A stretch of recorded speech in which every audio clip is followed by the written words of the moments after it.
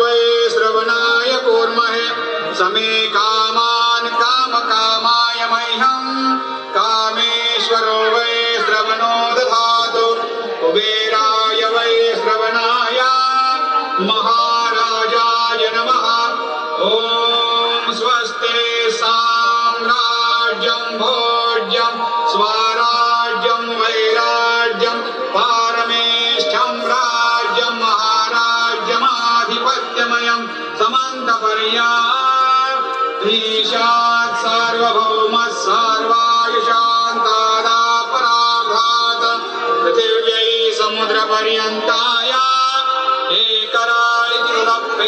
श्लोको मरुतः परिवेष्टारो मरुतस्य वसङ्ग्रहे आविक्षुदस्य कामप्रिये विश्वे देवा सभासदैति श्रीना